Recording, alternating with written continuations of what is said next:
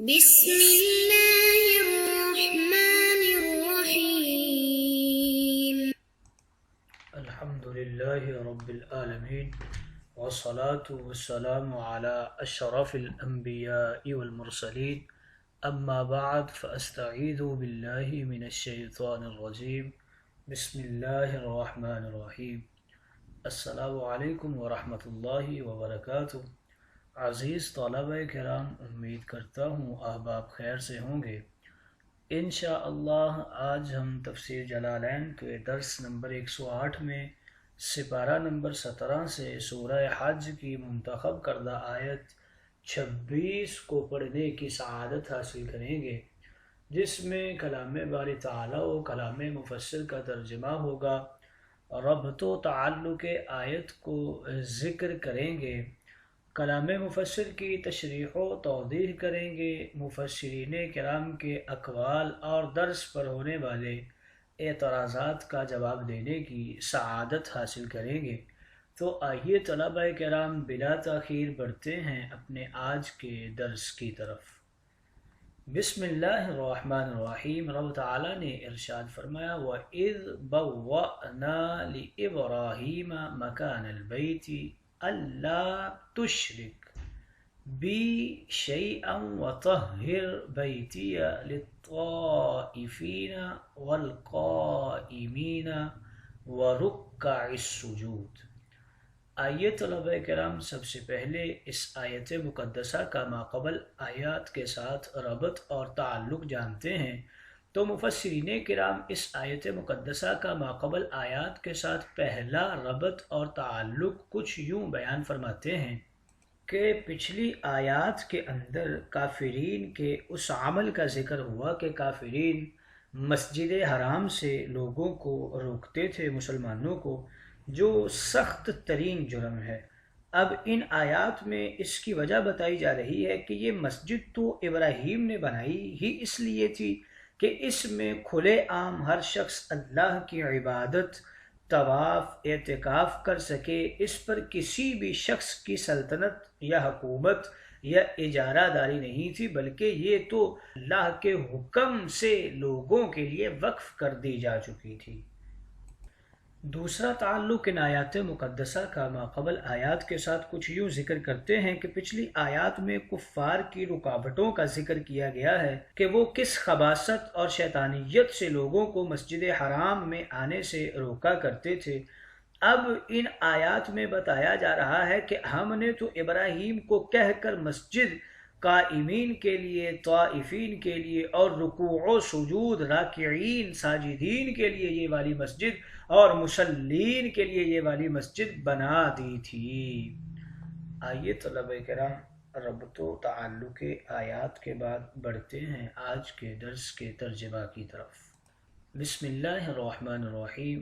یہاں سے رب تعالیٰ ذکر فرما رہا ہے، وَإِذْ بَوَّأْنَا لِإِبْرَاهِيمَ مَكَانَ الْبَيْتِ۔ وَاذْكُرْ، محبوب یاد کیجئے، اس قصے کا ذکر کیجئے جب ہم نے ابراہیم کو نشاندہی کر دی کعبۃ اللہ کی جگہ کی، تاکہ وہ اسے بنائیں۔ وَكَانَ قَدْ رَفَعَ مِنْ زَمَنِ الطُّوفَانِ، اور کعبۃ اللہ کو زمین سے اٹھا لیا گیا تھا طوفان نوح کے زمانہ میں، یعنی جب طوفان نوح آیا تھا تو رب تعالیٰ نے اپنی قدرت کاملہ سے کعبۃ اللہ کو زمین سے اٹھا لیا تھا۔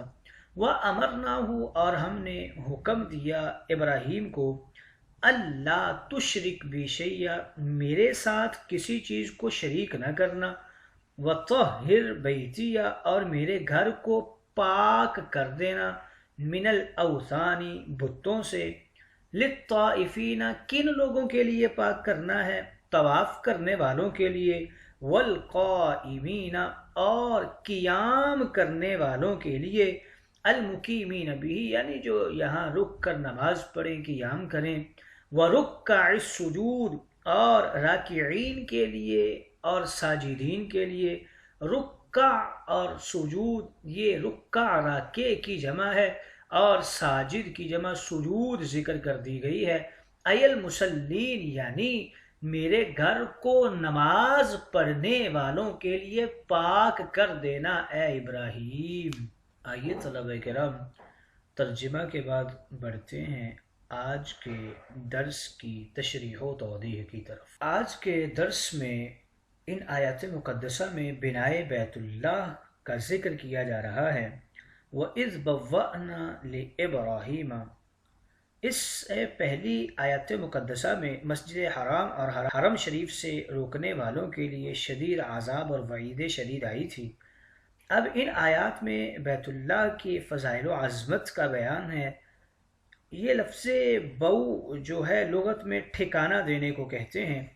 اس میں اس بات کی طرف اشارہ ہے کہ حضرت ابراہیم اور ان کے صاحبزادے حضرت اسماعیل کو ملک شام سے ہجرت کروا کر مکہ میں قیام پذیر کر دیا، اور وَإِذْ بَوَّأْنَا لِإِبْرَاهِيمَ اور مقام بیت اللہ کی نشاندہی بھی فرما دی تاکہ وہ دوبارہ اس کو نئے سرے سے بنائیں اور اسے قائم کر دیں۔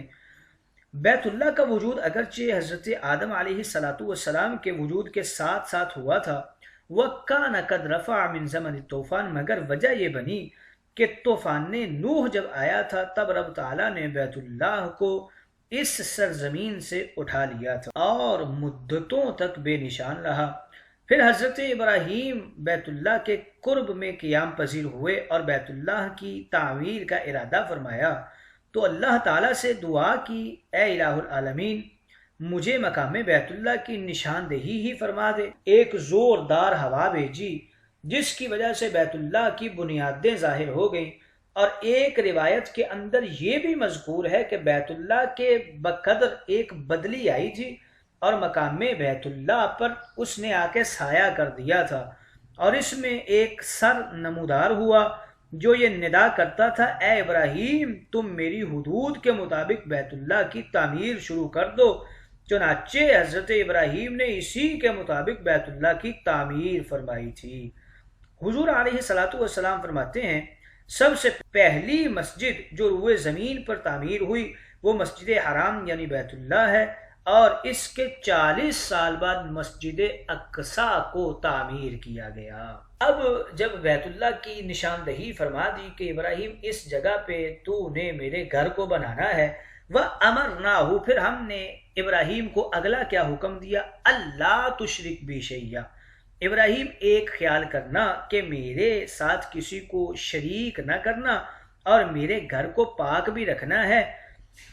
بنائے بیت اللہ کی غرض کا یہاں سے بیان کر رہے ہیں کہ اس میں صرف میری ہی عبادت کی جائے۔ جو اس میں صدہا بت سجا رکھے ہیں مشرکین نے جن کی وہ عبادت کرتے ہیں، ان کو صاف کر دینا، ان کو دور کر دینا، یہ دوبارہ نہ ہو، یہ تو بہت بڑا ظلم ہے۔ پھر آگے فرمایا وَطَهِّرْ بَيْتِيَ، ابراہیم ایک کام اور بھی کرنا ہے، وہ کیا ہے؟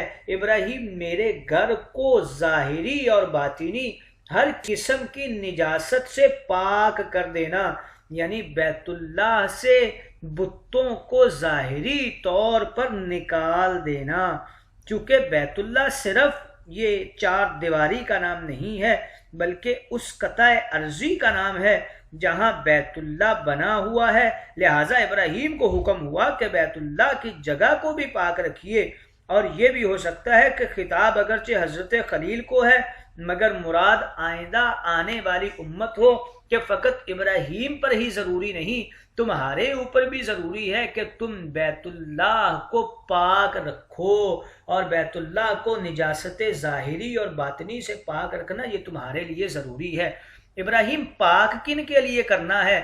للطائفین، طواف کرنے والوں کے لیے اور قیام کرنے والوں کے لیے، یعنی رکوع و سجود عابدین کے لیے اس گھر کو پاک کر دینا تاکہ میرے بندے آئیں اور یہاں پر آ کر طواف بھی کریں، قیام بھی کریں، رکوع و سجود بھی کریں اور میری عبادت بھی کریں، نماز بھی پڑھیں۔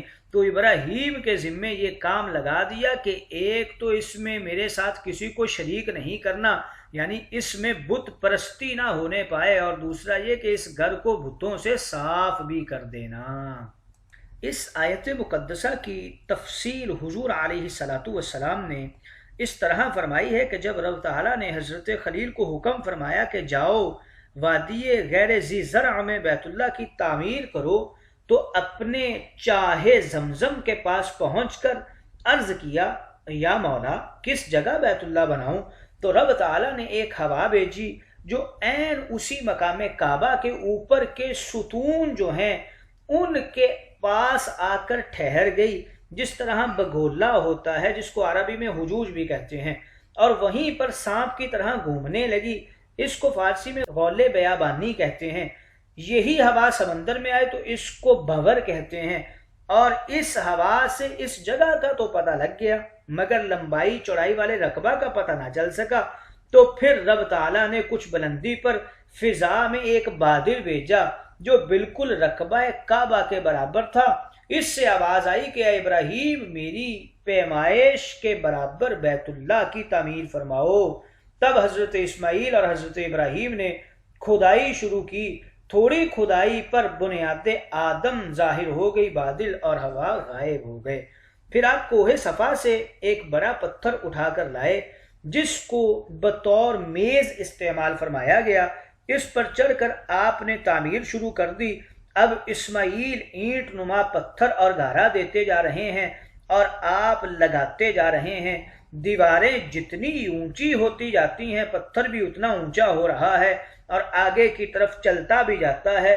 یہ اس پتھر کی کرامت، رب تعالیٰ کی قدرت کا ظہور اور قدم ابراہیم کا معجزہ تھا کہ یہی پتھر اب مقام ابراہیم میں تمام اہل ایمان کا مصلی بن چکا ہے۔ اس تعمیر میں 3 پہاڑوں کے پتھر لگائے گئے تھے۔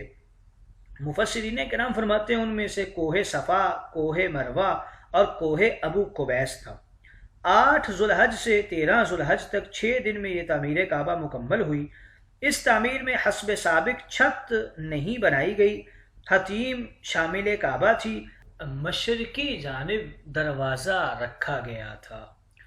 آئیے طلبہ کرام ان آیات مقدسہ میں مفسرین کرام کچھ اقوال کرتے ہیں۔ اللہ تشرک بھی شیئن کے حوالے سے ذکر کرتے ہیں کہ اس کا معنی ہے بت پرستی نہ ابراہیم اس گھر میں ہونے دینا، اور دوسرا قول اس میں یہ ہے کہ اس کا معنی عبادت حج و عمرہ میں کوئی دنیاوی مفاد شامل و شریک نہ کرنا۔ طاہر کے حوالے سے بھی کچھ اقوال ذکر کرتے ہیں۔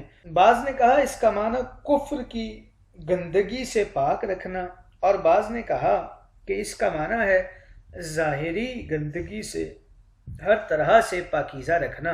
للطائفین والقائمین کے اندر 2 قول ذکر کرتے ہیں۔ بعض نے کہا کہ باہر سے آنے والے طائفین اور باشندے قائمین، بعض نے کہا کہ طواف کرنے والے طائفین ہیں اور نماز و اعتکاف کرنے والے قائمین ہیں۔ پہلا قول اس میں غلط ہے کیونکہ صفائی تو خود باشندوں پر فرض ہے، ان کے لیے کون کیوں صفائی کرے گا۔ آئیے طلبہ کرام تشریح و توضیح کے بعد بڑھتے ہیں آج کے درس پر ہونے والے اعتراضات کی طرف۔ پہلا اعتراض یہاں پر یوں کیا جاتا ہے کہ لفظ ذکر فرمائے گئے اللہ تشرک بھی۔ مفسرین فرماتے ہیں کہ یہاں ان تفسیری ہے اور لا تشرک کا جملہ ماقبل جملے بوأنا کی تفسیر کر رہا ہے، علت بیان کرتے ہوئے، حالانکہ بوأنا کی تفسیر و تعلیل لا تشرک نہیں ہو سکتی، کیونکہ اس کا ترجمہ کچھ یوں بنتا ہے کہ ہم نے ابراہیم کو مکان بیت کا نشان بتایا، یعنی شرک نہ کرو، یا تاکہ شرک نہ کرو۔ جواب اس کا یہ دیتے ہیں کہ یہ ان بوأنا کی تفسیر نہیں بلکہ مقصد بوأنا کی تفسیر ہے، اور معنی یہ ہے کہ ہم نے ابراہیم کو اس لیے مکان بیت کا نشان بتایا تاکہ وہ تعمیر کریں، وہاں بیت اللہ بنے، توحید الہی قائم ہو اور شرک کا خاتمہ ہو جائے، اور یہ کام ابراہیم سے اس لیے کرایا کہ انہی کی نسل و اولاد نے یہاں رہنا اور بسنا ہے، ان کو اپنے جد اعلیٰ کی پیروی لازمی کرنی چاہیے، نافرمانی سے شرم آنی چاہیے کہ جد اعلیٰ نے یہاں کیا کیا اور اے عربو تم کیا کرتے پھرتے ہو۔ دوسرا اعتراض آج کے درس کے اوپر یہ ہوتا ہے کہ ابراہیم تو پہلے ہی مشرک نہیں تھے، پھر ان کو اللہ تشرک کی نہی کیوں فرمائی گئی؟ اس کے کچھ جواب دیتے ہیں۔ پہلا جواب تو یہ ہے کہ اللہ تشرک کا معنی یہ ہے کہ شرک نہ ہونے دینا، اور دوسرا جواب یہ ہے کہ یہاں شرک مجازی مراد ہے، اور معنی یہ ہے کہ اس بیت اللہ کے پاس آ کر سوائے عبادت الہی کے اور کوئی دنیاوی مقصد بھی نہ رکھنا، خواہ جائز غرض ہو یا ناجائز، سوائے رب تعالیٰ کے کسی سے سوال دعا عرض معروض بھی نہ کرنا، کسی غیر اللہ سے کوئی امید لے کر بھی یہاں نہ آنا، جو کچھ دین دنیا مانگنا ہو بس اپنے رب تعالیٰ سے ہی مانگنا، اس کو دنیاوی گھروں جیسا گھر بھی نہ سمجھنا۔ دنیاوی گھر بنانے میں انسان کے کئی مقاصد ہوتے ہیں، مثلاً عبادت کے لیے بھی ہوتا ہے، رہائش کے لیے بھی ہوتا ہے، برتن بھی ہوتے ہیں، عبادت کے مصلے بھی ہوتے ہیں، مگر بیت اللہ شریف کے مقاصد میں صرف عبادت، تلاوت، اعتکاف، طواف اور کوئی مقصد ان کے علاوہ شامل نہ ہو۔ تیسرا اعتراض آج کے درس کے اوپر یہ کرتے ہیں کہ بوأنا مکان بیت تعمیر کرنے کے لیے نشاندہی جگہ کی فرما دی اور اس جگہ پہنچا بھی دیا، پھر اسی وقت طاہر بیتیا میرے گھر کو پاک کرو۔ ابھی تو گھر بنا ہی نہیں تو پاک کس کو کیا جائے؟ تو یہ حکم بوأنا کے ساتھ کیوں دیا گیا؟ اس کا جواب یہ دیتے ہیں کہ بیتیا سے مراد پوری مسجد و مطاف ہے، کہ بنانا تو صرف کعبے کی عمارت کو ہے، مگر آج سے ہی یہ سب جگہ پاک رکھو، یہاں گندگی نہ ہونے دینا، نہ جوتے پہن کر آنا، اور مطلب یہ ہے کہ آئندہ بھی پاک رکھنا، یا پھر مطلب یہ بھی ہو سکتا ہے کہ جب تعمیر ہو جائے تو تب سے ہر طرح کی طہارت شروع کر دی جائے۔